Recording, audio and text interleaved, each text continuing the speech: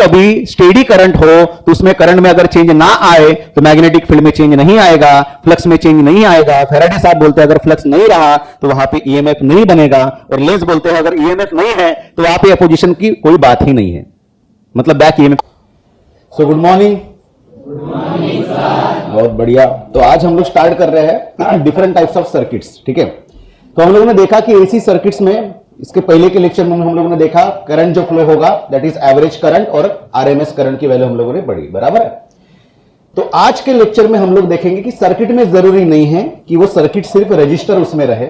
हम लोगों ने डिफरेंट टाइप्स ऑफ कंपोनेंट देखे, जैसे कि कैपेसिटर देखा हम लोगों ने किसमें, इलेक्ट्रोस्टैटिक्स में। तो इलेक्ट्रोस्टैटिक्स हमको क्या देता है, एक डिवाइस देता है, एक कंपोनेंट देता है, उस कंपोनेंट का नाम क्या था, कैपेसिटर, बराबर है। उसके बाद जो चैप्टर आया उसके कौन सा वाला चैप्टर बोलो, ईएमआई। ईएमआई हमको क्या देता है बोलो, इंडक्टर। उसके पहले वाले चैप्टर मतलब कौन सा, करंट इलेक्ट्रिसिटी में क्या हमको मिला, रजिस्टर। तो कैपेसिटर, रजिस्टर और इंडक्टर, इस तरह के कंपोनेंट्स हमको मिलते हैं।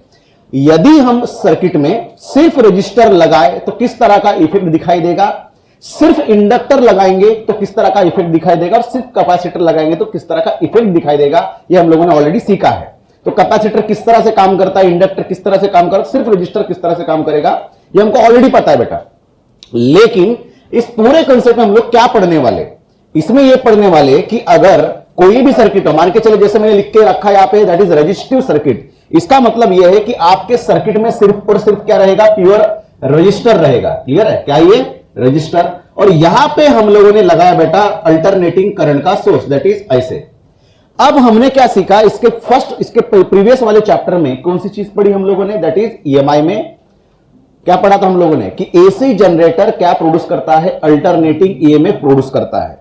और इस अल्टरनेटिंग ईएमएफ का हम लोगों ने डेरिवेशन से एक अच्छा खासा इक्वेशन बनाया था, that is E is equal to E not sine omega t. बहुत बढ़िया, बराबर। What is this E not, it is a peak value of voltage, E is what, that is instantaneous, बराबर है। और इसको हम लोग इफेक्टिव नहीं बोलेंगे, इफेक्टिव इसका मतलब क्या है, ये तो पीक हिट कर रहा है आपका वेव, बराबर है। लेकिन इसकी हम लोगों ने क्या निकाल के रखी थी, आरएमएस वैल्यू। और अगर हम लोग इसको सॉल्व करें बेटा इस रजिस्टिव सर्किट के लिए, कौन सी चीज हम लोग सॉल्व करेंगे, करंट के निकालेंगे। अब करंट का इक्वेशन बनाएंगे, तो अगर हम लोग करंट का इक्वेशन बनाएंगे और ईएमएफ के इक्वेशन को अगर कंपेयर करेंगे तो हमको सीखना क्या है इस पूरे चैप्टर में कि करंट अगर बढ़ता है या फिर वोल्टेज बढ़ता है तो करंट बढ़ेगा, और वोल्टेज अगर कम होगा तो करंट कम होगा। यही हमको चेकआउट करना है कि साथ साथ बढ़ते हैं या अपोजिट मैनर में बढ़ते हैं या कुछ डिफरेंस दिखाई देता है। जैसे कि मान के चलो, यदि अगर हम लोग वोल्टेज को क्या बोले, वोल्टेज को बोले लैला, और करंट को क्या बोले, ऑब्वियस सी बात है कि आप ऑटोमेटिकली अपने मुंह से क्या निकलता है, मजनू निकलता है, बराबर है। तो लैला और मजनू दोनों में बहुत जबरदस्त प्यार है। इसका मतलब अगर लैला लेफ्ट में जाए तो मजनू भी किधर जाएगा, और लैला अगर किधर जाए, राइट में जाए तो मजनू भी किधर जाएगा। इसका मतलब दोनों में कुछ किसी भी प्रकार का फेज का डिफरेंस है क्या। मान के चलो कि अगर आपका लैला इधर जाए और मजनू इधर जाए, दोनों में कितने का एंगल बेटा, बात समझ में आई कि लैला इधर जाए और मजनू इधर जाए, दोनों में एंगल कितना, 90। लैला इधर जाए मजनू इधर जाए, दोनों में एंगल कितना। अब सुन लो मैंने क्या बोला, मैंने बोला कि यह है आपकी लैला और यह है क्या है, मजनू। यहां पे कौन लीड कर रहा है, लैला और ये मजनू। मजनू आपका क्या कर रहा है, लीड कर रहा है। अगर मैंने बोला कि लैला और मजनू इधर गया तो दोनों में लीड कौन कर रहा है, लैला। बात समझ में आई क्या। अभी भी पहले भी कंसेप्ट में दोनों में एंगल कितना था, अभी भी कितने का है। इसका मतलब हमको क्या निकालना, what is the exact meaning of 90। Laila इधर जाए मजनू भी इधर जाए, दोनों में एंगल कितना। इसका मतलब दोनों में किसी भी प्रकार का फेज का डिफरेंस है क्या। बात समझ में आई। तो हमको क्या निकालना है बेटा, पहली चीज तो हम लोगों को यह कंपेयर करना है कि ईएमएफ और करंट दोनों में कितने का फेज का डिफरेंस है। पहली चीज 90 का है या 0 का है या 180 का है या 270 का, हमको यह भी देखना है। दूसरी चीज कौन लीड करता है, लैला लीड करेगा या मजनू। इसका मतलब ईएमएफ की वैल्यू लीड करेंगी या करंट की वैल्यू। अब देखिए हम तो इतना सीख लिए सर कि आई की value is equal to E not sine omega t for resistive circuit. दोनों भी साइड में हम लोगों ने क्या किया, यहां पे देखो सर्किट में क्या है, सिर्फ और सिर्फ रजिस्टर। तो रजिस्टर अगर हम लोग क्या करेंगे, दोनों भी साइड पे आर से डिवाइड करें तो हम लोगों को क्या मिलता है, E by R equals to E not by R into sine omega t. अरे हाँ या ना बेटा। What is this, voltage by resistance क्या होता है, करंट। कौन सा वोल्टेज है ये, इंस्टेंटेनियस वोल्टेज, तो करंट भी कौन सा मिलेगा, instantaneous. Instantaneous is equal to बोलो पीक ईएमएफ मतलब पीक वोल्टेज बाय रजिस्टर क्या मिलता है, peak current into sine omega t. अब देखिए बेटा हम लोग क्या करते जाएंगे, फाइनल डेरिवेशन को कंपेयर करते जाएंगे। दोनों भी डेरिवेशन को आप अच्छे से अगर कंपेयर करोगे तो आपको एक चीज दिखाई देगी, यहां पे क्या है ई तो यहां पे क्या है आई, यहां पे ई नॉट है तो यहां पे क्या है आई नॉट। अब यहां पे साइन ओमेगा टी है तो यहां पे साइन ओमेगा टी। अगर मैं यहां पे omega T minus omega T या फिर sign omega T minus sign omega T करूंगा, कितना मिलेगा, 0। इसका मतलब ये कि दोनों में कितने का फेज डिफरेंस है, 0 का फेज डिफरेंस। इसका मतलब ये कि लिखते समय हम लोग क्या लिखेंगे, for a resistive circuit, for a resistive circuit, ठीक है, there is no phase difference, there is no phase difference in current and EMF. दोनों में किसी भी प्रकार का फेज का डिफरेंस नहीं है। समझ में आई बात, क्योंकि दोनों का इक्वेशन देखो, क्लियर है। अब यहां पे अगर ओमेगा टी प्लस कुछ पाई बाय 2 होता, what is plus pi by 2, what is plus, additional phase. हम लोगों ने कहा किस में सीखा, ऑसिलेशन में सीखा। अगर आपका sine theta plus pi by 2 होता, साइन थीटा प्लस पाई होता, तो ये प्लस की वैल्यू क्या इंडिकेट करती है, एडिशनल फेज, कि कोई तो लीड कर रहा है कोई तो लैग कर रहा है। कितने से लीड करेगा, दैट कितने से लीड का मीनिंग प्लस थीटा या फिर प्लस पाई बाय 2 या पाई, वॉट बात समझ में आई। तो ये दो चीज समझ में आया। अब हम लोग क्या करेंगे बेटा, जो भी सर्किट हम लोग डिजाइन करेंगे उनके दो चीजें सीखेंगे, ठीक है। पहली चीज रहेंगी आपकी कौन सी, वेव डायग्राम, और सेकंड चीज हम लोग सीखेंगे उसका फेजर डायग्राम। बात समझ में आई, कौन सी डायग्राम, फेजर डायग्राम। अब देखिएगा पहले तो हम लोग क्या देखेंगे, दैट इज वेव डायग्राम। इस वेव डायग्राम में तो हम लोग क्या निकालेंगे, वेवफॉर्म निकालेंगे, ठीक है। तो ये रहा आपका कोण 0, हाँ बोलो, pi by 2, what is this, pi, this is 3 pi by 2, this is 2 pi, then फिर से ऐड करते चलो पाई बाय 2, इस तरह से बढ़ते जाएगा, बराबर है। आगे तो बोलो बेटा क्या करोगे, ये लिखेंगे हम लोग यहां पे, what is this, E not, और ये कौन है आपका माइनस ई नॉट, ये पीक वैल्यू रहेगी आपकी, ठीक। हाँ, अगर इसमें डालेंगे हम लोग ओमेगा टी का मीनिंग क्या है, थीटा मान के चलो। थीटा में हम लोग क्या पुटअप किए, एक बार 0 पुट करेंगे, साइन 0 0 0 इंटू ई नॉट बराबर है 0, तो ई की वैल्यू कितनी मिलेगी, 0 मिलेगी। उसके बाद पाई बाय 2, ओमेगा टी की जगह पे पाई बाय 2 को एडिशन करो, हाँ बोलो, डाल दो, sign pi by 2 is 1, 1 into E not is E not. तो आपकी वेव इस तरह से बढ़ेगी, यहां पे रहेगा ई नॉट, फिर पाई ऐड करोगे 0, फिर क्या होगा 3 पाई बाय 2, देन 2 पाई, और इस तरह से बढ़ते जाएगा। तो ये हम लोगों ने देखा कौन सी वेव बनी हमारी, सिनोसाइडल वेव। अब हम लोग करंट की वैल्यू पुटअप करेंगे, ठीक।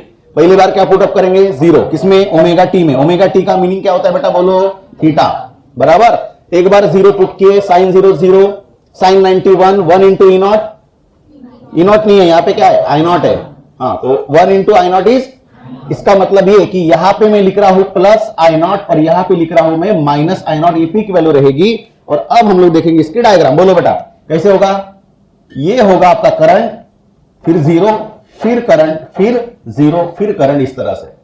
बात समझ में आई। अब सर मैग्नीट्यूड के हिसाब से अपने करंट को थोड़ा सा नीचे लेगा, यस। जब आपका 220 वोल्ट अगर वोल्टेज जब होता है कितना, 220 वोल्ट, तो करंट की वैल्यू होती है बहुत कम, 10, जैसे कि मान के चलो 2 एम्पियर, 5 एम्पियर, 10 एम्पियर, इस तरह से। तो मैग्नीट्यूड के हिसाब से देखा जाए तो वोल्टेज की वैल्यू मैग्नीट्यूड के हिसाब से कैसी होती है, बहुत बड़ी होती है, और करंट कैसा होता है, कम होता है। बात समझ में आई। इस तरह से आपको, इसलिए हम लोगों ने उसका मैग्नीट्यूड कहां पे निकाला, नीचे निकाला। अब आपको देखो दोनों भी जो वेव है साथों साथ, अगर आपका वोल्टेज बढ़ रहा हो तो करंट भी बढ़ेगा, और वोल्टेज घट रहा हो तो करंट भी घटेगा। इसका मतलब दोनों कैसे चल रहे हैं, साथ साथ चल रहे हैं। बात समझ में आई, बहुत बढ़िया। अब इसका देखेंगे बेटा कौन सा, दैट इज फेजर डायग्राम। ये कौन सी थी हमारी, वेव डायग्राम। आपको क्या देखेंगे, फेजर डायग्राम। अब बोलो बेटा फेजर डायग्राम में क्या सीखेंगे, फेज देखेंगे। तो इसलिए हम लोग क्या करेंगे, यहां पे ड्रॉ करेंगे बेटा इस तरह से। ये रहा, इसको लिखूंगा मैं x और इसको लिखूंगा मैं y, ठीक। अब देखिएगा what is this, sign omega t, omega T is what, theta. इसको मैंने x माना, तो ये जो लाइन मैंने निकाली, ये लाइन मान के चलो बेटा, ये इसकी लाइन की लेंथ, ये लेंथ किसको इंडिकेट करेगी, लेंथ को, लेंथ वैल्यू किसको इंडिकेट करेगी, इसके पीक वैल्यू को। और पीक वैल्यू मतलब क्या, इसका एम्पलीट्यूड। अब दोनों में बताइए, अभी मैंने बोला कि आपके ईएमएफ में और करंट में, दोनों में से किसका एम्पलीट्यूड ज्यादा होगा अगर कंपेयर करेंगे तो ईएमएफ का ज्यादा होगा। ठीक है, चलो बेटा अब बोलो, ये जो लाइन मैंने खींची, ये लाइन किसकी निकाली मैंने, बोलो। हाँ, ये किसकी है आपकी, यहां पे मैं इस तरह से लिख रहा हूं, ये किसकी है, ई नॉट की, बराबर। ये एंगल कितना लिखोगे, एक्स के साथ कितने का एंगल बना, that is omega T. What is the exact meaning of omega T, theta. अब ये थीटा कितना हो सकता है, 0 भी हो सकता है। ये थीटा कितना हो सकता है, 90 हो सकता है। ये थीटा कितना हो सकता है, फिर से 0 पाई हो सकता है, बराबर है। तो जैसे जैसे ई नॉट देखो, ई नॉट 0 बनेगा तो आई नॉट भी 0 रहेगा। ई नॉट के साथ एंगल बनेगा 90 तो आई नॉट भी कितना बनेगा, 90। दोनों भी साथ साथ चलेंगे, क्लियर है। अब अगर मैंने ई नॉट इस लाइन में निकाला तो आई नॉट भी उसी के साथ चल रहा है, तो ये मैंने निकाला बेटा कौन, दैट इज आई नॉट। ये रहा आपका आई नॉट, क्लियर है। अगर इक्वेशन के तौर पे लिख दिया जाए तो ये आई नॉट का इक्वेशन बोलो क्या बनेगा, आई साइन ओमेगा टी, और ये वाली वैल्यू किसको दिखाई देंगी, हाँ, e sine omega t. I not sine omega t, e not sine omega t, clear हो गया। तो ये लाइन ज्यादा निकालना मतलब क्या, इसका लेंथ अगर ज्यादा हो तो पीक वैल्यू इंडिकेट करता है, इसलिए देखो यहां पे ई नॉट निकाला और यहां पे एरो देके मैंने क्या निकाला, आई नॉट। दोनों किस में चल रहे हैं, साथ साथ में चल रहे हैं, क्लियर हो गया कंसेप्ट। अगर इसको मैंने इस तरह से भी निकाला तो भी कोई दिक्कत नहीं। ये रहा आपका आई नॉट का वैल्यू और ये रहा आपका ई नॉट का वैल्यू। ये रही आपकी फेजर डायग्राम जो आपको क्या इंडिकेट करता है, फेज बताता है, क्लियर है। अब हम लोग देखेंगे इसके आगे का कौन सा वाला, बोलो बेटा। ये रहा रेजिस्टिव सर्किट। अब हम लोग देखेंगे इंडक्टिव सर्किट। क्या देखेंगे, इंडक्टिव सर्किट। इसका मतलब ये inductive circuit that is purely inductive. Purely inductive का मीनिंग है यहां पे इंडक्टर के अलावा किसी भी तरह का और इलेक्ट्रॉनिक कंपोनेंट नहीं रहेगा, ना आपका रजिस्टर रहेगा ना आपका कैपेसिटर रहेगा। आपको याद होगा कि हम लोगों ने ईएमआई चैप्टर में जब हम लोगों ने इंडक्टर में कितनी एनर्जी सेव हुई करती थी, ये जब हम लोगों ने निकाला था, याद होगा आपको कौन सा वाला formula, that is energy stored in the inductor is equal to कितना था, हाफ एल आई स्क्वायर। तो साइड में हम लोगों ने और एक कंपोनेंट लगाया था, कौन सा, जिसका नाम क्या था, रजिस्टर। तो एल आर सर्किट था वो। तो क्या उसको हम लोग प्योरली इंडक्टिव सर्किट बोल सकते हैं, नहीं, बराबर है।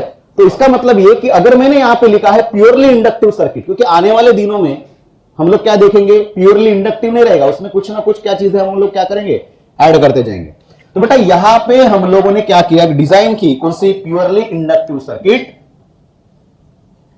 जिसमें सिर्फ और सिर्फ क्या रहेगा, ये आपका रहा इंडक्टर, क्लियर। और ये कौन सा सोर्स है हमारा, अल्टरनेटिंग ईएमएफ का सोर्स, ठीक, बोलो, बहुत बढ़िया। ये क्या इंडिकेट करता है, एल, और ये क्या इंडिकेट करेगा, E is equal to E not sine omega t. अब बोलो, ये जो लिखना है ईएमएफ का वैल्यू, ये ईएमएफ की वैल्यू हम लोगों ने ऑलरेडी 10 दिन 15 दिन पहले ही ईएमआई चैप्टर में निकाल के रखी है, जिसकी वजह से हम लोगों को ईएमएफ सोर्स की वैल्यू को कोई दिक्कत नहीं, मतलब इस इक्वेशन को फिर से निकालने की कोई जरूरत नहीं है। हम लोग सिर्फ किसको निकालेंगे, किसको फाइंड आउट करेंगे, करंट की इक्वेशन को फाइंड आउट करेंगे फॉर ए पर्टिकुलर सर्किट। बात समझ में, चलो अब यहां पे बताइए, ये जो ईएमएफ दिखाई दे रहा है, ये ईएमएफ क्या किसको डेवलप करता है, करंट को। और ये जो करंट है एक बार इधर जाएगा, एक बार इधर जाएगा, एक बार इधर जाएगा, एक बार इधर जाएगा, बराबर है, पहली चीज। दूसरी चीज, हर एक इंस्टेंट पे करंट आपका क्या हो रहा है, चेंज हो रहा है। हर एक इंस्टेंट पे करंट क्या हो रहा है, चेंज, और साथों साथ उसका क्या चेंज हो रहा है, डायरेक्शन भी। तो आपका जो कंडक्टर दिखाई दे रहा है, ये कंडक्टर तभी एक्टिवेट होता है जब किसमें चेंज आए, करंट में चेंज आए। अरे इंडक्टर का काम ही वही है ना, whenever there is a change in current then there is a production of induced EMF. यही तो कंसेप्ट था किसका, इंडक्टर का। जब जब आपका करंट चेंज होगा, करंट चेंज होने से मैग्नेटिक फील्ड चेंज होगी, मैग्नेटिक फील्ड चेंज होने से मैग्नेटिक फ्लक्स चेंज होगा, और मैग्नेटिक फ्लक्स अगर चेंज होगा तो फैराडे साहब बोलते हैं कि उसमें क्या डेवलप होगा, इंड्यूस ईएमएफ डेवलप होगा। और ये जो इंड्यूस ईएमएफ है, फिर आते हैं लेंज साहब, और लेंज साहब बोलते हैं ये जो इंड्यूस ईएमएफ है, ये इंड्यूस ईएमएफ क्या करता है, अपोज करता है किसको, चेंज होने को। अब मुझे बताइए, पूरे प्रोसेस में मैंने 1 घंटा इस सोर्स को चालू रखा, तो 1 घंटा भी ये क्या करते रहेगा, अपोज ही करेगा, क्योंकि इसमें किसी भी तरह का सैचुरेशन करंट मिल रहा है क्या, जहां पे हम लोग बोलेंगे अभी स्टैटिक कर मतलब स्टेबल करंट है। अगर स्टेबल करंट रहा, जिसमें फ्रीक्वेंसी नहीं रही, जिसमें करंट का चेंज नहीं रहा, तो उसमें फ्लक्स डेवलप होगा, लेकिन डी फाई बाई डी नहीं होगा। बात समझ में आ रही है। तो अब यहां पे इंडक्टर क्या करने वाला है, अपोज करेगा। तो ये जो बैक ईएमएफ बनाएगा, तो यहां पे आपके 2 सोर्सेस आपको दिखाई दे रहे हैं। एक रहा आपका कौन, आपका main source, E is equal to not sine omega t, और इसके वजह से यहां पे जो बनेगा दैट इज बैक ईएमएफ। और अब यहां पे हम लोग क्या करेंगे, बोलो इसके अलावा कोई कंपोनेंट है नहीं, तो हम लोग क्या करेंगे बेटा, बोलो इसमें अब यहां पे हम लोग करेंगे किरचॉफ्स लॉ का इस्तेमाल। अगर हम लोग इस तरह से घुमाएंगे तो आपको एक बात समझ में आएंगी, कैसे हो गए बोलो, हाँ इस तरह से हम लोग लेंगे या फिर इस तरह से गोल घुमाओ, ठीक, बोलो ये रहा आपका ई, ये रहा आपका ई बराबर, उसके बाद इधर जाओगे ये रहा माइनस ई कौन बैक इक्वल्स टू 0 बराबर है, e back equals to 0, so therefore this e equals to E back उधर जाएगा प्लस ई बैक, अरे हा या ना। अब यहां पे बताइए E is equal to E back की वैल्यू कितनी होती है, L into d I by d t, ये बात तो आपने सीखे है। सर यहां पे माइनस क्यों नहीं लगाया, बेटा माइनस का इंडिकेशन होता है ये बैक क्या करे, अपोज करे, तो फिलहाल किसी भी एक इंस्टेंट में देखो ये अपोज ही कर रहा है। अगर मैंने यहां पे बैटरी का सोर्स लगाया बेटा, दिस इज प्लस और दिस इज माइनस, इसका मतलब ये कि देखो ये प्लस है तो ये प्लस है, तो ये दोनों भी क्या कर रहे हैं, अपोज, तो जिसके वजह से ऑलरेडी हम लोगों ने यहां पे माइनस के हिसाब से वहां पे क्या लगाया, साइन कन्वेंशन लगाया, तो ये ऑलरेडी क्या है बेटा, माइनस है, बात समझ में आई। तो E is equal to L d I by d t. अब मुझे बताइए हम लोगों को क्या निकालना है, हमारा मेन मोटो क्या है, ये तो भूलना नहीं है ना, मोटो मेन मोटो क्या है, हम लोगों को करंट का इक्वेशन निकालना जो कंपेयर करेगा ईएमएफ के इक्वेशन के साथ। तो करंट कहां पे दिखाई दे रहा है बताओ बेटा, ये देखो यहां पे डी आई है बराबर, सो देयरफॉर हम लोग डी आई को रखेंगे इधर, this d I equal to L को लेके जाओ इधर, that is E by L, d बचा है डी को लेके जाओ इधर, दिस इज डी। आई बात समझ में। सर क्या ये डी आई है या आई है, अरे बताइए डी आई है या आई है, डी आई है, तो डी आई को क्या करना पड़ेगा, ऑब्वियस सी बात है इंटीग्रेट करेंगे, वाई बिकॉज ये बहुत छोटा से इंस्टेंट में छोटे से करंट की वैल्यू को दर्शाता है बेटा, तो हम लोग दोनों भी साइड का क्या करेंगे, integration of d I is equal to integration of E by L into d t. अब ये जो ई दिखाई दे रहा है, ये ई मतलब कौन है बेटा, ई नॉट साइन ओमेगा टी, इसकी वैल्यू पुटअप करनी पड़ेगी, अरे हाँ या ना, तो बेटा यहां पे हम लोग क्या करेंगे, पुट करेंगे ये value, so therefore d I का इंटीग्रेशन बना है I is equal to integration of e not sine omega t divided by बचा हुआ L into d t. Clear, okay, so therefore I is equal to, बताइए कौन कौन सी चीजें आपको कांस्टेंट दिखाई दे रही है, what is this, coefficient of self inductance, जो वैल्यू क्या रहती है, कांस्टेंट, पीक वैल्यू 10 एंपियर को 10 वोल्ट को हिट कर रहा है, 220 वोल्ट को हिट कर रहा है, ये वैल्यू हमेशा कैसे रहेगी, कांस्टेंट, दोनों भी चीजें कांस्टेंट निकाल लो बाहर बेटा, ई नॉट बाय एल। अब integration of sine omega T बताइए क्या बनता है, क्या बनता है, माइनस कॉस ओमेगा टी, और ओमेगा टी का इंटीग्रेशन डिवाइडेड बाय ओमेगा, ठीक है, अरे हा या ना, बहुत बढ़िया, चलो आगे बताइए क्या बनेगा, so therefore I equals to, ये निकलेगा माइनस बार, that is minus E not by omega निकलेगा बाहर, that is omega into L, बचा क्या है बेटा, कॉस ओमेगा टी, ओके। अब देखो ये कौन है बेटा, वोल्टेज, ये दिख रहा है आपको क्या, omega into L, what is this omega, angular frequency, जिसको हम लोग क्या लिख सकते हैं, 2 पाई एफ बोल सकते हैं, 2 पाई भी कांस्टेंट, और जो फ्रीक्वेंसी है हमारी किसकी, करंट के चेंज होने की या वोल्टेज के पोलैरिटी का चेंज होने की फ्रीक्वेंसी, ये भी चीज क्या है, कांस्टेंट, तो आपका ओमेगा भी कांस्टेंट और एल भी कांस्टेंट, ये तो बात समझ में आई। अब देखिए अगर मैं कंपेयर करूं दो इक्वेशन को, यहां पे दिख रहा है current, sorry voltage, voltage is equal to voltage not, that is peak value, यहां पे भी क्या होना चाहिए, current is equal to current not, तो यहां पे करंट की पीक वैल्यू होनी चाहिए। तो करंट आने के लिए यहां पे आप अच्छे से अगर गौर फरमाइएगा, तो अगर गौर फरमाने के बाद आपको समझ में आता है ये वोल्टेज रहा, तो यहां पे क्या होना चाहिए, करंट आने के लिए रेजिस्टेंस होना चाहिए, रजिस्टर होना चाहिए ना, वोल्टेज बाय रजिस्टर होता है क्या, करंट। इसका मतलब ये कि मैंने यहां पे ऐसे लिखा I is equal to minus E naught, ये रहा आपका वोल्टेज, पोटेंशियल डिफरेंस या पोटेंशियल बोलो, नीचे क्या रहेगा, रेजिस्टेंस, लेकिन रेजिस्टेंस नहीं है, यहां पे कुछ और ही चीज दिखाई दे रही है, जिसको मैंने एक्स लिखा, क्या लिखा, एक्स, और एक्स के साइड में मैंने लिखा एल, क्या लिखा, बॉटम में क्या लिखा, एक्स। अब देखो यहां पे व्हाट इज दिस एक्सएल, इसको हम लोग बोलेंगे इंडक्टिव रिएक्टेंस, क्या बोलेंगे, inductive reactance. What is this XL, XL is what, inductive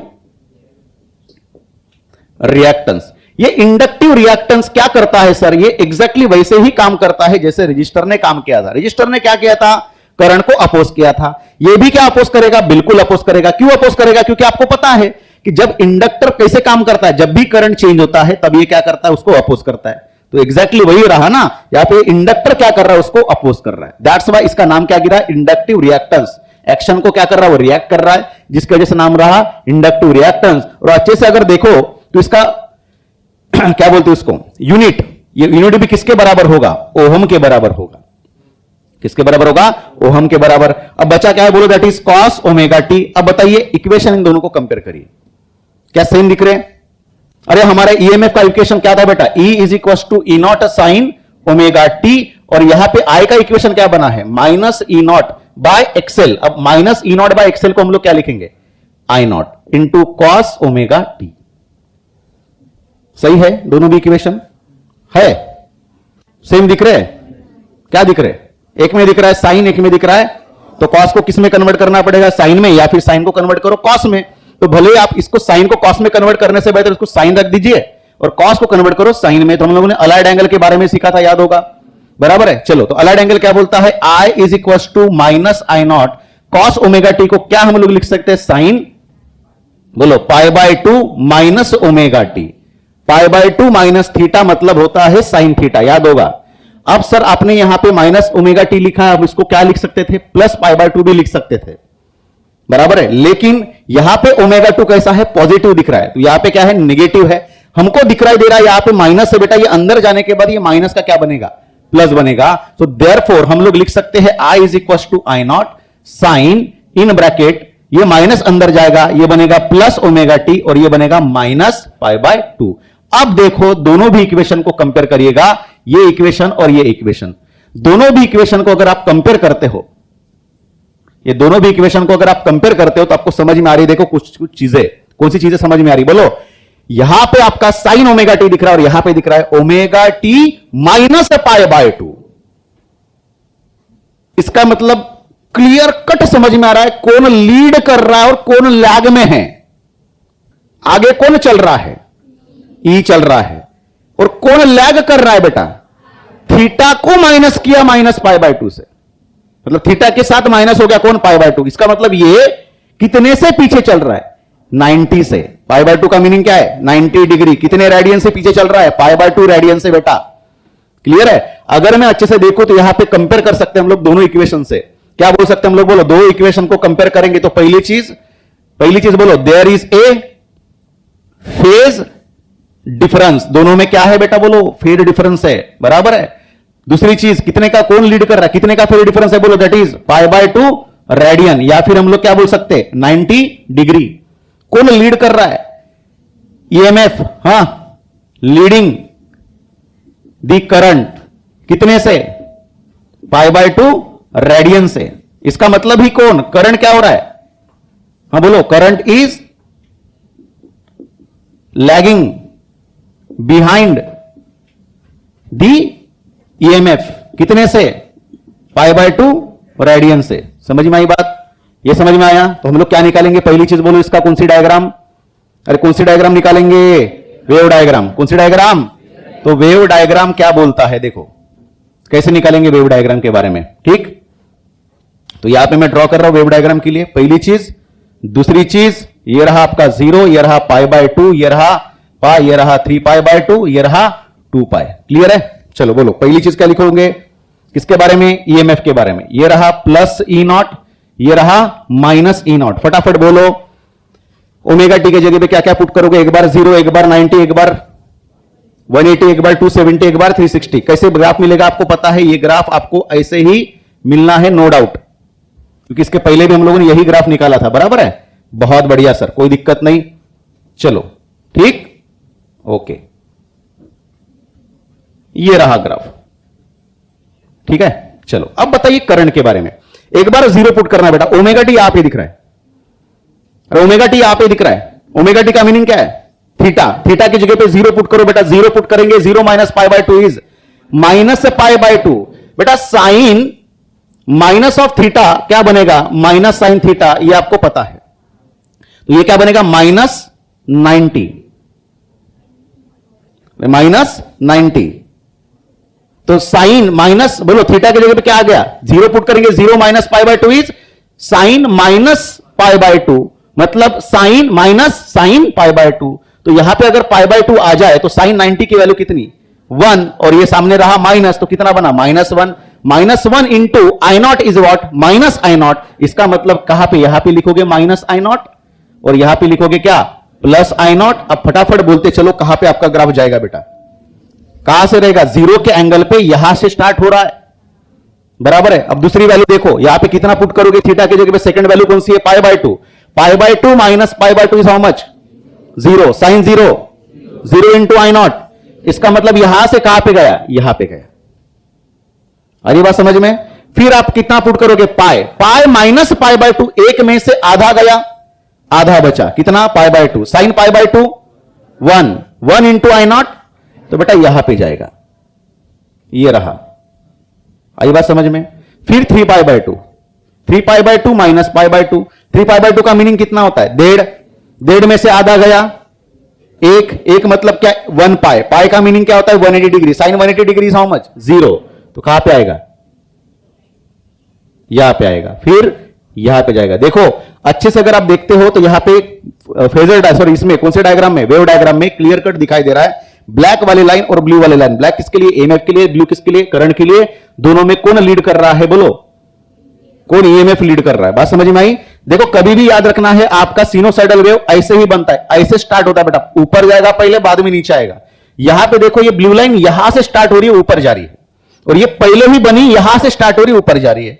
दोनों में देखो 0 और π/2 माइनस 0 इज हाउ मच, π/2। मतलब दोनों में कितने का डिफरेंस है, ये बताता है डिफरेंस। स्टार्टिंग लाइन बताएंगी डिफरेंस। इसका मतलब कौन लीड कर रहा है, ईएमएफ लीड कर रहा है, कितने से, 90 डिग्री से, मतलब π/2 रेडियन से। क्लियर हो गया कंसेप्ट। अब इसका अगर फेजर डायग्राम निकाल दिया जाए तो फेजर डायग्राम कैसे बनेगा बेटा, बोलो। सिंपल है बिल्कुल, फेजर डायग्राम। हां ये रहा आपका फेजर डायग्राम। पहले किसकी लाइन निकालोगे, बोलो ईएमएफ की। ईएमएफ का इक्वेशन क्या है, E = E0 sin ωt। इसका मतलब अगर मैं लाइन खींची ऐसी, ये मैंने दिया एरो, ये एरो क्या इंडिकेट करता है, बोलो ये हां E0। ये लाइन क्या इंडिकेट करेगी, ये that is E0 sin ωt। ये एंगल कितना लिखोगे, थीटा = हाउ मच, ωt। अब बताइए करंट की लाइन किधर खींचोगे, दोनों में कितने का डिफरेंस है, 90 का। इस लाइन में और करंट की लाइन में 90 का एंगल होना चाहिए। तो किधर निकाले, एक तो इधर निकालना पड़ेगा, एक तो नीचे निकालना पड़ेगा। हम लोगों ने अलाइड एंगल में सीखा, हम लोग जब क्वाड्रेंट लेते हैं बेटा, क्वाड्रेंट किस तरह से लेते हैं, एंटी क्लॉकवाइज से। ये क्वाड्रेंट नंबर 1 2 3 और ये 4। तो किधर रहेगा, नीचे या इधर, नीचे। रीजन वो क्या कर रहा है, लैग कर रहा है। दोनों में एंगल कितना, 90। अब लाइन को थोड़ा सा छोटा सा खींचेंगे, क्योंकि करंट का मैग्नीट्यूड होता है ईएमएफ के कंपेयर में कम। तो बेटा ये रहा आपका कौन, I0, और ये लाइन रही आपकी कौन सी, बोलो ये कौन इंडिकेट करेगा, हां I0 sin ωt, sorry I0 sin ωt minus π/2। ये रहा इसका इक्वेशन। समझ में आई बात। तो दोनों में फेस डायग्राम समझ में आया, ठीक है। इसको अपन रेड से दिखाई देंगे, किसको, करंट को। इसको ऐसे शो करेंगे, लाइक ये रहा आपका करंट की वैल्यू, ठीक है। What is this, I0। अरे बात समझ में। दोनों में देखो, दोनों फेजर डिफरेंस में क्या, फेजर डायग्राम में क्या करना, कंपेयर करना। दोनों साथ साथ चल रहे थे और यहां पे ये लीड कर रहा है। अगर इसको सिंपल मैनर में ड्रॉ करना पड़े तो बताइए, अगर मैंने इसको निकाला, ये कौन है आपका E0, तो I0 किधर लिखा है, लिखोगे नीचे। दोनों में फेजर डिफरेंस कितना, 90। ये रहा, इस तरह से आप इसको ड्रॉ कर सकते हैं। समझ में आई बात। चलो बहुत बढ़िया। अब सबसे इंपॉर्टेंट चीज, इसको भूलना नहीं है बेटा, इसको अपन याद रखेंगे। कौन सी चीज को, इंडक्टिव वैल्यू को, ठीक है। अब यहां पे इंडक्टिव रिएक्टेंस, ये इंडक्टिव रिएक्टेंस बड़ा ही इंपॉर्टेंट काम करता है, ठीक है। उसी तरह से आने वाले नेक्स्ट टॉपिक में क्या रहेगा, कैपेसिटिव रिएक्टेंस रहेगा। अब यहां पे देखो इंडक्टिव रिएक्टेंस, इंडक्टिव रिएक्टेंस जिसको मिलेंगे क्या बोला, बोलो हां एक्सेल। ये जो इंडक्टिव रिएक्टेंस है, ये इंडक्टिव रिएक्टेंस एक्सेल की वैल्यू कितनी है बेटा, बोलो। अरे इंडक्टिव रिएक्टेंस एक्सेल की वैल्यू कितनी दिखाई दे रही है, हां कितना है, दैट इज E0। एक्सेल की वैल्यू कितनी है, E0 बाय कितना है एक्सेल की वैल्यू, सॉरी E0 बाय नहीं, I0 की वैल्यू बताइए। I0 is what, E0 bye Excel. ये रहा पहली चीज तो, ठीक। एक्सेल की वैल्यू कितनी है बेटा, बोलो व्हाट इज दिस एक्सेल, हां ओमेगा इंटू एल, ये रही। अब यहां पे देखिए ओमेगा मतलब क्या होता है, हां so therefore XL is equal to 2 pi f into L. ये तो पता है सबको। अरे बेटा हम लोगों ने रोटेशनल डायनामिक्स में ही सीख के आए हम लोग 6-7-8 महीने पहले कि यहां पे ओमेगा की वैल्यू कितनी होती है 2 पाई एफ। तो यहां पे देखिए 2 पाई हमारा क्या है कांस्टेंट, एलबी क्या है हमारा कांस्टेंट, तो XL is directly proportional to f, ये आपको मिलता है XL is directly proportional to f. ये क्या इंडिकेट करता है बेटा, इसका इंडिकेशन ये बताता है कि अगर आपकी फ्रीक्वेंसी जितनी ज्यादा हो उतना उतना, ये कौन है इंडक्टिव रिएक्टेंस, और what is the exact meaning of inductive reactance, वो इसी तरह से काम करेगा जिस तरह से रजिस्टर ने किया, मतलब किसको क्या करना, अपोज करना। इसका मतलब जितनी ज्यादा फ्रीक्वेंसी होगी उतना ज्यादा अपोजिशन होगा, किसके वजह से, इंडक्टर के वजह से। बात समझ में। अब मुझे बताइए कि अगर मैंने फ्रीक्वेंसी को बढ़ाना शुरू किया तो एक्सेल की वैल्यू भी क्या होती जाएंगी, बढ़ते जाएंगे, नो डाउट। फ्रीक्वेंसी की वैल्यू हम लोगों ने घटाते गई तो आपका एक्सेल की वैल्यू भी क्या होती जाएंगी, घटते जाएंगी। हम लोगों ने घटाते घटाते फ्रीक्वेंसी की वैल्यू बनाई बेटा 0। अब फ्रीक्वेंसी की वैल्यू को 0 बताना, इसका मतलब ये कौन सा वाला करंट है, फ्रीक्वेंसी की वैल्यू को 0 बताना मतलब कौन सा वाला करंट है, डीसी करंट बेटा, जिसमें क्या नहीं हो रहा, डायरेक्शन चेंज नहीं हो रहा, मैग्नीट्यूड चेंज नहीं हो रहा, कुछ भी नहीं हो रहा है, बराबर है। तो अगर यहां पे फ्रीक्वेंसी 0 है तो ये रहा आपका कौन सा, डीसी करंट। अगर मैं इमेजिन करता हूं तो यहां पे फ्रीक्वेंसी की वैल्यू अगर 0 होगी तो 0 into 2 pi into L is how much, ये कितना बनेगा, कितना बनेगा एक्सेल की वैल्यू, एक्सेल की वैल्यू बनेगी, इसका मतलब ये कि अगर आपका स्टेबल करंट, जिसका मीनिंग क्या है, स्टेडी करंट, बराबर है, ये स्टेडी करंट अगर आपका फ्लो हो, जिसको हम लोगों ने डीसी बोला, उस समय एक्सेल की वैल्यू क्या रहेगी 0, इसका मतलब नो अपोजिशन। बात समझ में आई। अरे एक्सेल की वैल्यू 0 इसका मतलब आपका इंडक्टर किसके तरह काम कर रहा है, इंडक्टर ये आपका किसकी तरह काम कर रहा है, स्ट्रेट कंडक्टर की तरह। अरे हाँ या ना।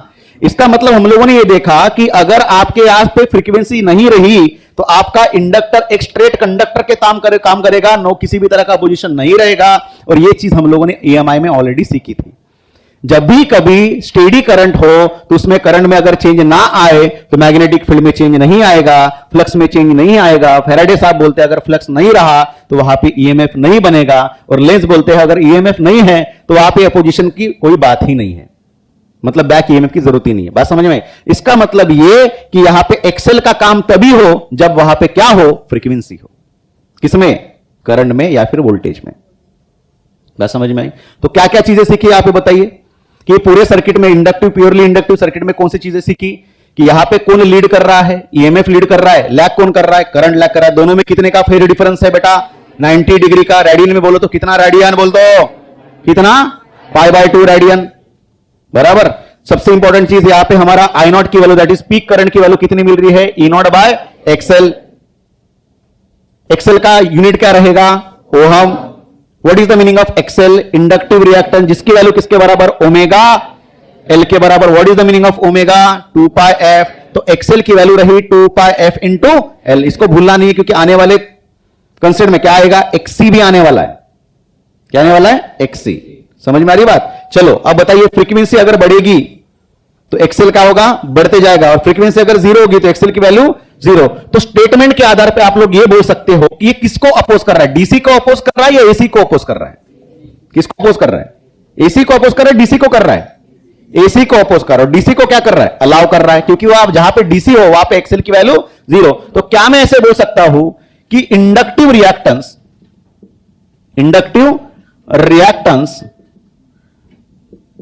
allows the DC and opposes the AC। इसको भूलना नहीं है क्योंकि अब अगले कंसेप्ट में इसका ये स्टेटमेंट उल्टा होने वाला है। कौन सा वाले सर्किट में, कैपेसिटिव सर्किट में। ठीक, ये बात समझ में है बेटा, इसको भूलना नहीं है, बड़ा इंपॉर्टेंट कंसेप्ट है ये।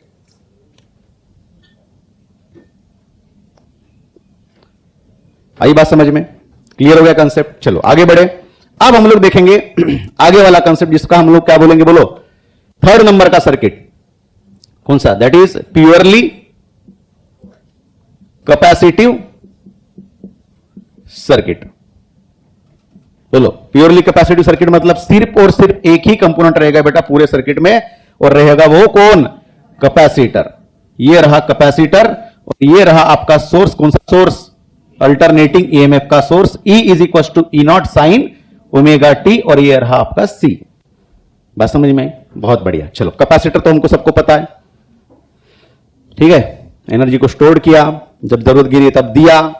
इंडक्टर भी वही करता है, मैग्नेटिक फील्ड में एनर्जी स्टोर करता है, ये इलेक्ट्रिक फील्ड में स्टोर करता है, वो मैग्नेटिक फील्ड में करता है, ठीक। अब मेन मोटो तो भूलना नहीं है, मेन मोटो क्या है हमारा, किसको निकालना, करंट को निकालना, ठीक, बहुत बढ़िया।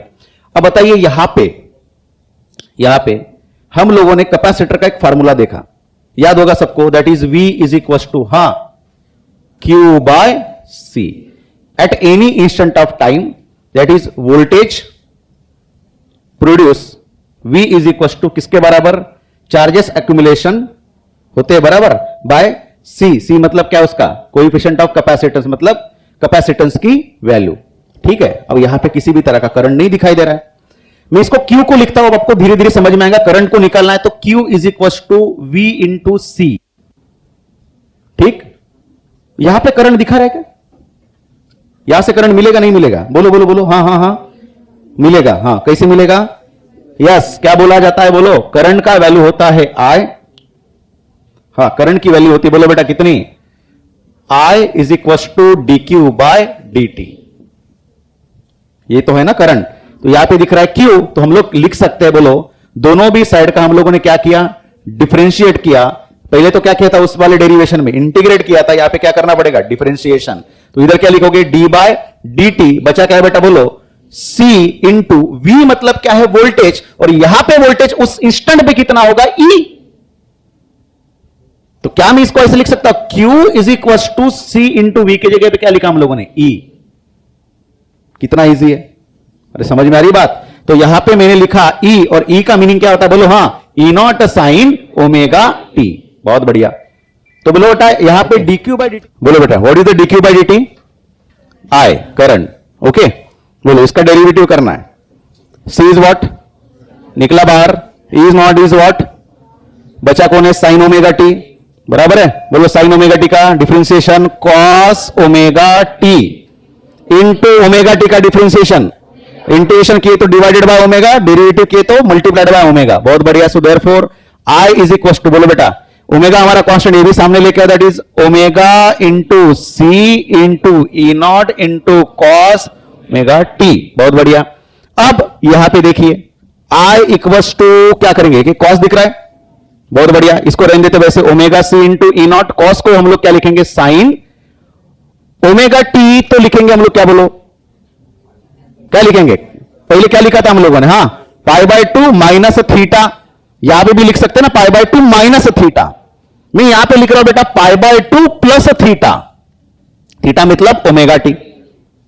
सर अब क्या क्यों लिखा आपने प्लस और वहां पे क्यों लिखा था माइनस, बेटा यहां पे हम लोग कंपेयर किसके साथ कर रहे हैं, E is equal to E not sine omega t, omega t का वैल्यू देखो ये है बेटा पॉजिटिव में, और वहां पे हम लोगों ने लिखते समय किस में लिया था, ये देखो नेगेटिव में, क्योंकि हमको यहां पे इक्वेशन में क्या दिखाई दे रहा था, माइनस, और जब ये माइनस अंदर जाएगा यहां पे क्या आएगा, माइनस का बनेगा प्लस, तो हम लोग प्लस ओमेगा टी के साथ कंपेयर कर रहे हैं, ना कि माइनस ओमेगा टी के साथ, बात समझ में आई। तो यहां पे माइनस दिख रहा है क्या आपको, सामने नहीं दिखाई दे रहा है, जिसका हम लोग ओमेगा टी को कैसे रखना चाहेंगे, प्लस में रखना चाहेंगे, बात समझ में आई। अब so therefore I equals to, अब यहां पे बचती है साइन निगा, यहां पे भी क्या है आपका साइन है, यहां पे क्या दिख रहा है, यहां पे E, तो यहां पे E नॉट, यहां पे I, तो यहां पे क्या आना चाहिए, I नॉट कैसे आएगा बेटा, यहां पे वोल्टेज तो है ऑलरेडी, तो ये रहा आपका वोल्टेज E नॉट, और नीचे क्या होना चाहिए, क्या होना चाहिए, क्या होना चाहिए, R होना चाहिए, रेजिस्टेंस होना चाहिए। तो मैं रेजिस्टेंस के जगह पे क्या लिख रहा हूं बेटा, यहां पे देखो ध्यान देना, X लिखा, लेकिन यहां पे सिर्फ कैपेसिटर है, तो मैंने X के नीचे क्या लिखा, C लिखा। पहले क्या था, XL था, अब क्या लिखा, XL का नाम क्या था, इंडक्टिव रिएक्टेंस, ये क्या रहेगा, कैपेसिटिव रिएक्टेंस, ऑटोमेटिकली नाम आ जाता है, बराबर है। अब सर XL के जगह पे क्या आना चाहिए, ओमेगा C, नीचे आना चाहिए ना, तो ये इसको नीचे लिखना पड़ेगा, कैसे लिखना पड़ेगा, C की जगह पे क्या आना चाहिए भाई, ये देखो ओ ई नॉट, ई नॉट यहां पे रहा, नीचे XC चाहिए, ई नॉट के साथ ये मल्टीप्लाइड में है, इसका मतलब XC की वैल्यू कितनी है, और इसको मैं लिखता हूं ओमेगा टी, पहले लिखा प्लस पाई बाय टू, यहां पे क्या होना चाहिए बोलो, XC मतलब ओमेगा सी होगा या 1 बाय ओमेगा सी होगा, अरे 1 बाय ओमेगा सी लिखोगे तभी जाके तो यहां पे मल्टीप्लाई में आएगा। तो बेटा यहां पे मैं लिखता हूं I is equal to E not by XC की जगह पे क्या लिखेंगे हम लोग, हाँ, I not sine omega t plus pi by 2। बहुत बढ़िया, ये रहा इक्वेशन और आप अभी कंपेयर कर सकते हो सारी चीजें। बोलो बेटा, चलो इसको मैं कर लूं, रब कर लूं, ठीक, निकाल लो इमेज फटाक से, ठीक है। हां बोलो बेटा, क्या क्या दिखाई दे रहा है इक्वेशन? हां, for a purely capacitive circuit क्या दिखाई दे रहा है? E is equal to E not sine omega t, और I की वैल्यू क्या बनेगी? आई नॉट साइन, बोलो, omega t plus pi by 2। कौन लीड कर रहा है, कौन लैग कर रहा है? बोलो बेटा, पहले तो बताइए, दोनों इक्वेशन को कंपेयर करो, फेज है या नहीं है? और तो बोलो, for a purely capacitive circuit there is a phase difference, बराबर किसमें? ई में एंड आई में। How much phase difference? बोलो, पाई बाय 2 रेडियन या फिर 90 डिग्री। कौन लीड कर रहा है? देखो, थीटा प्लस पाई बाय 2, यहां पे सिर्फ थीटा है। कौन लीड कर रहा है? Current leads the EMF E, कितने से? By pi by 2 radian. इसका मतलब कौन लैग हो रहा है? E lags the I by how much? Pi by 2 radian, ठीक है। बताओ कौन से चीजें हम लोगों ने सीखी? आई नॉट का इक्वेशन क्या बताता है? I naught is what? I naught का वैल्यू कितना है बताओ? E not by X C. पहले क्या? I naught is what? E not by X L था, ठीक। एक्सएल की वैल्यू किसके बराबर? एक्सएल की वैल्यू किसके बराबर? 1 बाय ओमेगा सी के बराबर। क्या हुआ? Sorry, X C 1 by omega C के बराबर। इसको हम लोग क्या नाम दिए थे? बोलो, इंडक्टिव रिएक्टेंस की जगह पे क्या आएगा अभी? कैपेसिटिव रिएक्टेंस, ये रहेगा बेटा। बहुत बढ़िया। अब ओमेगा के जगह पे डालते चलो 2 पाई एफ, तो बेटा एक्सी की वैल्यू बनेगी 1 बाय 2 पाई एफ इंटू सी। तो देखो ये तीन तो आपके इक्वेशंस बन गए, नो डाउट इसमें आपके न्यूमेरिकल्स रहेंगे। अब यहां पे देखो क्या चीज आपको मिलती है, बोलो बेटा, XC is directly of f और इनवर्सली? तो XC is inversely of frequency. आप यहां से अनुमान लगा सकते हो, ये इक्वेशन आपके साथ कुछ बात करता है। कौन सी बात? कि अगर आपको फ्रीक्वेंसी बढ़ा दिए, फ्रीक्वेंसी को बढ़ाया तो एक्सी की वैल्यू घटेगी। आपने फ्रीक्वेंसी को बढ़ाते बढ़ाते बहुत ज्यादा किया तो एक्सी क्या हो गया? बहुत कम हो गया। मान के चलो आपने फ्रीक्वेंसी को अगर 0 किया, मतलब बहुत ही घटाया, तो एक्सी की वैल्यू बहुत ज्यादा बढ़ जाएगी। नहीं समझे? एफ की वैल्यू घटाते घटाते 0 पे लेके गए तो एक्सी की वैल्यू बढ़ते बढ़ते एकदम हेवी हो गई। और एफ की वैल्यू 0 होना मतलब नो फ्रीक्वेंसी, मतलब नो अल्टरनेटिंग करंट। तो अल्टरनेटिंग करंट नहीं है, इसका मतलब अल्टरनेटिंग करंट नहीं है, मतलब क्या है? वो डीसी है। और डीसी के समय एक्सी की वैल्यू कैसे दिख रही है? डीसी के समय एक्सी की वैल्यू कैसे दिख रही है? बहुत हाई। और एफ अगर बहुत ज्यादा है, मान के चलो 50 हर्ट्ज, 50 हर्ट्ज, 60 हर्ट्ज, एक्सी की वैल्यू क्या होगी? घटते घटते बहुत कम होगी। इसका मतलब यह कि एक्सी की वैल्यू कम होना मतलब कम अपोजिशन। तो एसी के समय कम अपोजिशन और डीसी के समय बहुत ज्यादा अपोजिशन।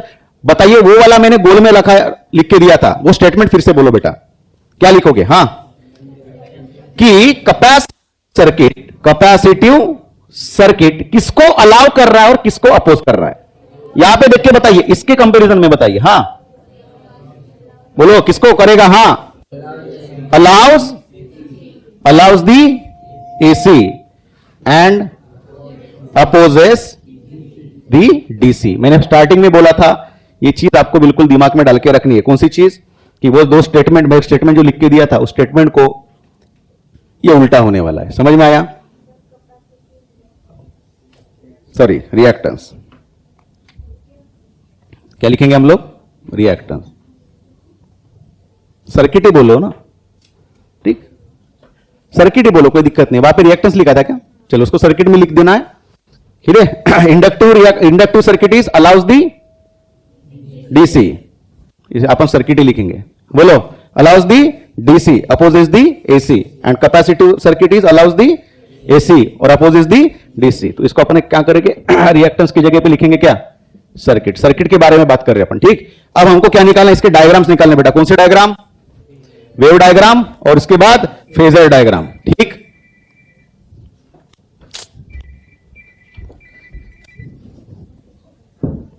हाँ बोलो बेटा।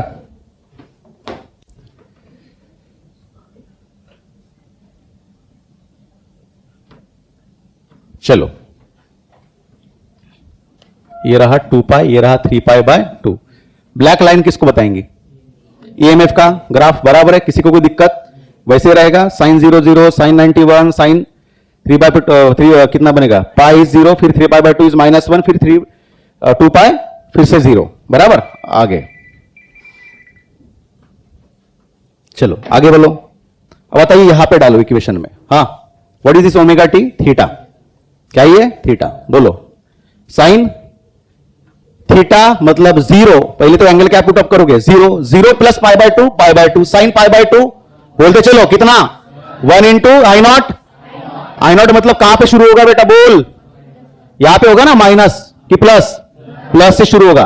पाई by 2 plus pi by 2, pi by 2 plus pi by 2, pi sine pi मतलब sine 180, sine 180 0 0 into I naught, तो कहां पे आएगा?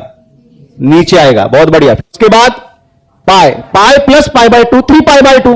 3 pi by 2 is how much? 270 degree. Sine 270 is -1 into I naught is minus I naught. देखो इधर आएगा, ये पाई के समय माइनस आई नॉट इधर। ठीक है, ये रहा। फिर 3 pi by 2 plus pi by 2, 2 पाई मतलब 360 डिग्री। साइन 360 0, फिर वापस आएगा 0 पे 3 पाई बाय 2 के समय। फिर 2 पाई प्लस पाई बाय 2, फिर क्या होगा? 1 होगा। इस तरह से आएगा। ये रहा। कौन लीड कर रहा है? देखो, मैंने पहले बोला आपका जो वेव बनती है, वेव ऐसे बनती है, बराबर है। इसका मतलब बेटा ये कि ये वेव बनने के लिए इसको आप इधर लेके आओगे, तो देखो यहां पे इधर लेके आना मतलब कितने वेव बनाए आपने? 25% का वेव बना। इसका मतलब दोनों में कितने का फेज डिफरेंस है? तो कौन पहली वेव बनी है? एक्चुअल में देखा जाए तो करंट की वेव पहले बनी है, उसके बाद वोल्टेज की। इसका मतलब कौन लीड कर रहा है? करंट लीड कर रहा है, वोल्टेज क्या कर रहा है? लैग कर रहा है। तो आपको दिमाग में डाल के रखना पड़ेगा कि कौन सा सर्किट में कौन लीड करेगा। इंडक्टिव सर्किट में आपका वोल्टेज लीड करेगा और कैपेसिटिव सर्किट में आपका करंट लीड करेगा। अब फटाक से बोलो, इसका बचा क्या है बेटा? Phasor diagram. फेजर डायग्राम तो बहुत इजी रहा। ये रही आपकी फेजर डायग्राम। ठीक, पहले किसकी लाइन खींचोगे? ईएमएफ की। बोलो बेटा, ये कौन आपका? ई नॉट। हाँ बोलो, ये इक्वेशन कौन सा? बोलो, ई नॉट साइन ओमेगा टी। ये एंगल कितना? Omega t. अब बताइए कितने का है? 90 का है। कौन लीड करेगा? तो क्या लिखा आपने? Omega t plus pi by 2। 90 plus theta, तो 90 के आगे चला गया। और ये कौन सा एंगल होता है? एक्यूट एंगल होता है ना थीटा, मतलब विच इज लेस देन 90। तो 90 plus something is what? More than 90, less than 180। कौन से क्वाड्रेंट में जा रहा है? First quadrant, second quadrant. तो इसका मतलब ये रहा, ये लाइन आप लोग खींचोगे, ये किसके लिए रही? आई नॉट के लिए। ये कौन equation? I not sine omega t plus pi by 2, और ये एंगल कितना है दोनों में? 90 डिग्री का। आया समझ में? तो पहले इधर था, अब इधर गया। क्लियर होगी चीज? समझ में आई बातें? अब इसके ऊपर हम लोग क्या देखेंगे? न्यूमेरिकल्स। ठीक, बहुत बढ़िया। चलो अब बोलो, pure inductor of 25 milli henry, L की वैल्यू दी है कितनी? फर्स्ट क्वेश्चन बोलो, एल की वैल्यू कितनी? 25 milli henry is connected to source of 220 volt. किसके साथ कनेक्टेड है? सोर्स दिया है। अब ये वैल्यू दे दी है 220 वोल्ट। मैंने पहले बोला, अगर वैल्यू में अगर मेंशन नहीं किया हो कि कौन सी वैल्यू है, तो क्या समझ के चलना है? RMS value. तो ये आपको ई आरएमएस की वैल्यू दी हुई है। कितनी बेटा? बोलो, 220 वोल्ट। आगे फाइंड द इंडक्टिव रिएक्टेंस। क्या निकालना? इंडक्टिव रिएक्टेंस मतलब कौन? एक्स। एल की वैल्यू निकालने बेटा। बहुत बढ़िया। उसके बाद एंड आरएमएस करंट इन, बराबर है ना? And RMS current in circuit if the frequency of source is 50 hertz. अगर फ्रीक्वेंसी आपकी कितनी हो? 50 हर्ट्ज हो, तो आपको क्या निकालना है? आई आरएमएस भी निकालना है। आएगा? निकाल सकते हैं? तो बेटा बोलो कैसे निकाले? एक्सेल की वैल्यू निकालनी पहले। फोकस कर एक्सेल के ऊपर। एक्सेल का फार्मूला क्या होता है बेटा? बोल, ओमेगा इंटू एल। ओमेगा क्या होता है बेटा? बोल, 2 पाई एफ इंटू एल। सो 2 इंटू 3.14 इंटू एफ की वैल्यू रही कितनी? 50 इंटू एल की वैल्यू है कितनी? 25 मिली हेनरी। मिली का मतलब 10 टू द पावर -3 हेनरी में कन्वर्ट हो गया। क्लियर है? 50 इंटू 2 100, 100 इंटू 3.14 314। ओके, आगे into 25 into 10 to the power -3। बेटा आगे बोलिए 314 मल्टीप्लाइड बाय 25। बोलो 25 4 जा 100, 100 से 0 ये 10, 25 1 जा 25, 25 इंटू 10 प्लस 10 35, 35 से 5 बराबर ऊपर गया कितना 3, 25 3 जा 75 plus 3 78, that is 78 into 10 to the power -3। अगर ये 10 टू द पावर -3 को अगर पॉइंट अगर हम लोगों ने एडजस्ट किया तो दैट इज 7.85 ओहम। ठीक है ना। क्या होता है रिएक्टेंस का यूनिट वही होगा जो आपका रेजिस्टेंस का होगा। ठीक है अब आगे बढ़ेंगे बेटा। बोल आगे क्या दिया है IRMS। IRMS कैसे निकालेंगे ERMS से भी निकाल सकते हैं। अरे हाँ या ना तो कैसे निकालेंगे IRMS लगाइए दिमाग। अरे क्या होता है ERMS और IRMS का इक्वेशन में रिलेशन क्या है जैसे हम लोग बोल सकते बोलो I नॉट की वैल्यू क्या होती है बोलो I not is equal to E not by XL होगा। Current is equal to voltage by resistance. ठीक है अब I नॉट को ERMS सॉरी E नॉट को ERMS में कन्वर्ट करिए। क्या होता है E नॉट मतलब क्या होता है बोलो √2 इंटू ERMS बाय XL जैसे कि वैसा रहा। और I नॉट को कन्वर्ट करिए IRMS में कितना बनेगा √2 इंटू IRMS। दोनों का √2 क्या हुआ। इसका मतलब यह है कि वही IRMS मतलब current is equal to voltage by resistance. वो भले किसमें हो पीक में हो या RMS में हो ये याद रखना है। ठीक है ना। तो आपको निकालना है क्या बोलो IRMS is equal to ERMS की वैल्यू देखिए कितनी 220 डिवाइड बाय XL की वैल्यू कितनी निकली बेटा आपकी 7.85। करो इसका कैलकुलेशन कितना बनता है 28.02 एम्पियर। ये निकला आपका फाइनल आंसर। ठीक है इसको करेक्ट से हो सकता है किसी का और आंसर अलग से निकले कैलकुलेशन हो सकता है गलत भी हो जाए। ठीक है ना। इसको वेरीफाई या फिर इसको रेक्टिफाई कर लो एक बार। ठीक चलो आगे बढ़े। चलो बेटा coil has inductance of 1 Henry. क्या दिया है इंडक्टेंस दिया बेटा कितना 1 हेनरी का। क्वेश्चन में बोला गया at what frequency will it have a reactance of. कितने फ्रीक्वेंसी पे आपका रिएक्टेंस जब इतना होगा तब कितनी फ्रीक्वेंसी रहेगी। रिएक्टेंस दिया बेटा 3142 ओहम हो गया। ये पहले क्वेश्चन के ऊपर फोकस करेंगे इतने रिएक्टेंस पे कितनी फ्रीक्वेंसी होगी जब इंडक्टेंस आपका इतना होगा। ये कौन सा वाला सर्किट है पहले तो बताइए प्योरली इंडक्टिव सर्किट। तो प्योरली इंडक्टिव सर्किट के लिए एक्सेल का फार्मूला क्या होता है बेटा एक्सेल इज इक्वल टू क्या बनता है ओमेगा इंटू एल। ये याद ही होना चाहिए। अगर वो एक्सी रहा तो 1 by omega C. It means XL is directly proportional to frequency and XC is inversely proportional to frequency. ये सारी चीजें हम लोगों ने देखी बराबर। अब बोला गया फ्रीक्वेंसी निकालो तो देयरफॉर क्या लिख सकते हैं हम लोग XL is equal to what is the omega 2 pi f into L. अरे हाँ या ना। तो देयरफॉर एफ की वैल्यू कितनी रही एक्सएल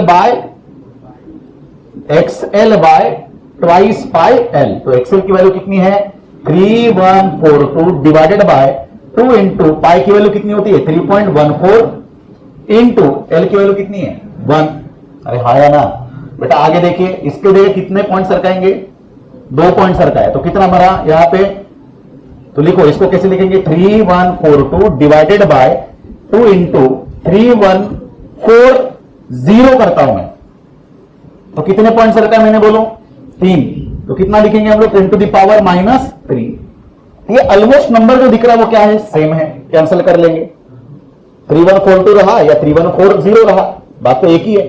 ठीक है ना। अपन अप्रॉक्स पे चलते हैं। ठीक है 10 टू द पावर -3 ऊपर जाएगा बेटा +3 बनेगा 1/2 की वैल्यू कितनी होती है 0.5 इंटू 10 टू द पावर +3। इसका मतलब ये +3 अगर दे देंगे तो बनता है 500। यहां का पॉइंट 1 2 3 सरका बराबर है। तो इसका मतलब फ्रीक्वेंसी कितनी हर्ट्ज की है frequency is equal to how much 500 hertz. ये रहा फर्स्ट आंसर। क्लियर है। आगे बताइए। आगे पूछा गया बेटा क्वेश्चन में कि क्या चीज है दी हुई what should be the capacity of a capacitor which has the same reactance at that frequency। Capacitor की कैपेसिटी निकालना है जो कितना रिएक्टेंस दिखाएगी उतना ही रिएक्टेंस दिखाएगी जितना पहले दिखाती थी। मतलब क्या अगर ये कंसीडर कर दिया जाए कि अगर इंडक्टिव सर्किट को रिप्लेस कर दिया जाए किससे कैपेसिटिव सर्किट से, तो कैपेसिटिव सर्किट में कैपेसिटिव रिएक्टेंस की वैल्यू सेम रहेगी, किसके बराबर, ये XC की वैल्यू किसके बराबर, XL के बराबर। तो क्वेश्चन में पूछा गया है उस समय आपकी C की वैल्यू कितनी होगी, तो XC की वैल्यू XC के बराबर है, ऐसे उसने बोला है, कंसीडर करके चलिए। तो इसकी वैल्यू कितनी, XL की वैल्यू कितनी निकली थी अपनी, दैट इज 3142 ओम। तो C की वैल्यू निकालिए। तो XC का फार्मूला क्या होता है बेटा, बोल, व्हाट इज द XC, कितना होता है, 1 बाय ओमेगा C, बराबर है। सो कितना बनेगा, 1 बाय ओमेगा की वैल्यू 2 पाई f इंटू C, बराबर, और ये कौन है आपका XC। सो देयरफॉर C की वैल्यू रही 1 बाय 2 पाई f इंटू XC, बराबर है। वैल्यू पुट कर सकते हैं, निकाल सकते हैं सब लोग, वैल्यू पुट अप करिए और वैल्यू यहां पे निकालिए, दैट इज 3.14 इंटू ये है आपका कितना 500, और फिर से कितना बनेगा 3142 ओम, ठीक है ना। इसको कैलकुलेट करके मुझे आंसर बताइएगा सब लोगों ने, ठीक है। चलो आगे बढ़े। An AC circuit consist of only an inductor of inductance, इसका मतलब प्योरली इंडक्टिव सर्किट है बेटा, सिर्फ इंडक्टर कैरी कर रहा है, ठीक है ना। अब आपके मन में आ रहा होगा सर सिर्फ प्योरली का मीनिंग क्या है, कि अगले लेक्चर में हम लोग ये भी देखेंगे कि सिर्फ इंडक्टर ना रहते हुए इंडक्टर के साथ कौन आ सकता है, कैपेसिटर आ सकता है, इंडक्टर के साथ और कौन अटैच हो सकता है, रजिस्टर भी अटैच हो सकता है, उसके बाद और कौन हो सकता है, इंडक्टर के साथ रजिस्टर भी आ सकता है, कैपेसिटर भी आ सकता है, जिसको हम लोग क्या बोलते हैं LRC सर्किट भी बोल सकते हैं, बराबर। तो यहां पे दिया है सिर्फ इंडक्टर है बेटा, इंडक्टर की वैल्यू कितनी 2 हेनरी। उसके बाद क्या दिया बोलो, if the current is represented by a sine wave of amplitude 0.25 ampere. Sine wave आपका करंट शो करता है, हाँ जी बिल्कुल हमको पता है। इसमें ये जो पीक वैल्यू होती है इसी को हम लोग क्या बोलते थे बेटा, एम्पलीट्यूड। तो जो करंट दिया है वो कौन सा करंट दिया है, I0 दिया है, जिसको हम लोगों ने पीक करंट बोला था, याद होगा, बराबर। ये I0 की वैल्यू किसके बराबर है बोलो, 0.25 एम्पियर, बहुत बढ़िया। आगे, and frequency how much, frequency दी है f की वैल्यू हाउ मच 60 दिया है, चलो 60 hertz. Calculate the effective potential difference, that is V effective बोला है, V इफेक्टिव का मीनिंग होता है ERMS, बराबर। अक्रॉस इंडक्टर पाई की वैल्यू दी है 3.14 लेना है, हाँ सर बिल्कुल हमको pहले से ही पता है 3.14 लेना है, ठीक। बोलो बेटा कैसे करे, क्या निकालना बेटा, ERMS निकालना है, कैसे निकालेंगे ERMS, L दिया है, I0 दिया है, ERMS निकालना है, कैसे निकाले, लगाओ दिमाग, कौन बताएगा, इज एनीवन देयर, बेटा बोलो। ERMS निकालना है, I0 है, L है, F है, कोई लॉजिक बेटा, किसी भी तरह का लॉजिक का यहां पे कंसेप्ट ही नहीं है, ये है बेटा कनेक्टेड वाला क्वेश्चन। कनेक्टेड का मीनिंग देखो, ERMS निकालना है, ERMS निकालने के आपके पास 2 या 3 तरीके हैं। ERMS निकाल सकते हैं हम लोग किसमें से, E0 से, है क्या E0 आपके पास, नहीं है, ठीक नहीं है। चलो दूसरा क्या रीजन हो सकता है,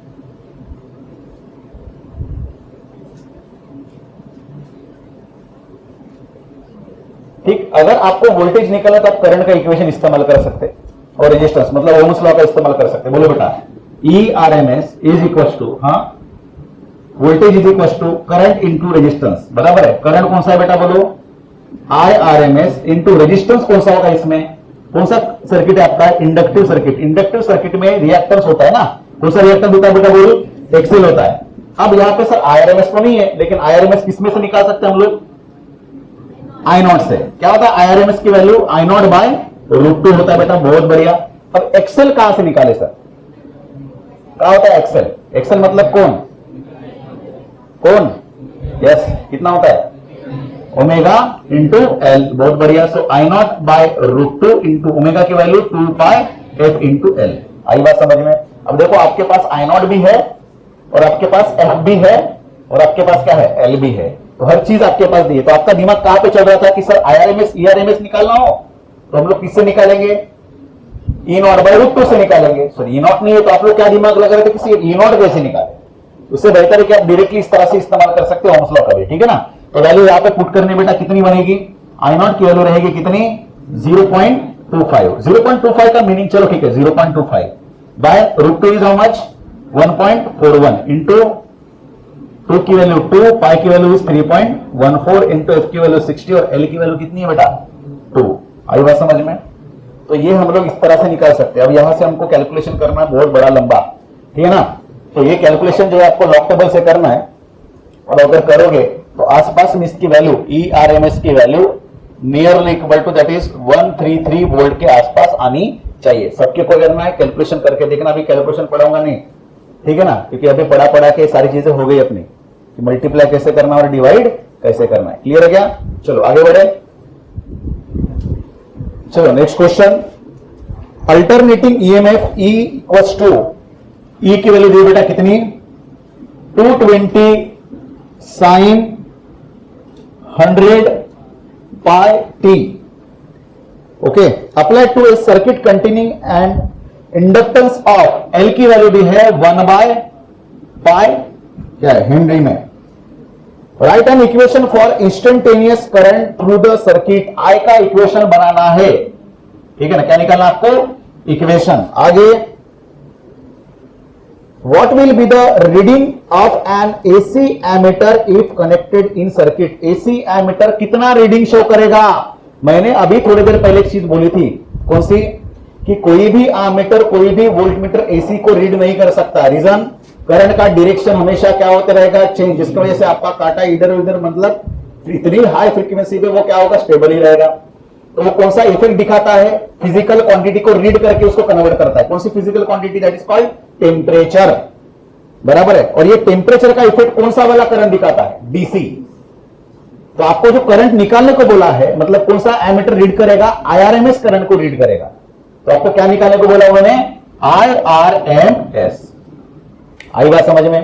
तो पहले तो इक्वेशन बताइए, इक्वेशन क्या होता है। अब यहां पे बोलो बेटा सिर्फ इंडक्टर है, और इंडक्टर प्योरली इंडक्टिव सर्किट में करंट का इक्वेशन सबको बोलना है। करंट लीड करता है, लैग करता है, स्टेबल में रहता है, फेज में रहता है।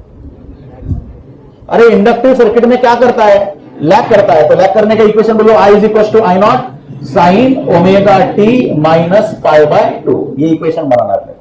तो I नॉट की वैल्यू पता होनी चाहिए। तो I नॉट कैसे निकाले, देखो यहां से देखो आपको कुछ चीजें आपको पता चलती है बेटा। क्या बोलो, यहां से ये चीज कौन है बेटा आपकी, ये है बेटा कौन, ओमेगा। और ये कौन है आपका E नॉट, ये कौन है आपका E नॉट। तो फटाक से बोलो E नॉट की वैल्यू से आपको क्या निकाल सकते हैं, I नॉट निकाल सकते। कैसे निकालेगा I नॉट, तो I not is equal to E not by resistance. Resistance क्या होता है, XL, इंडक्टिव है तो बराबर है।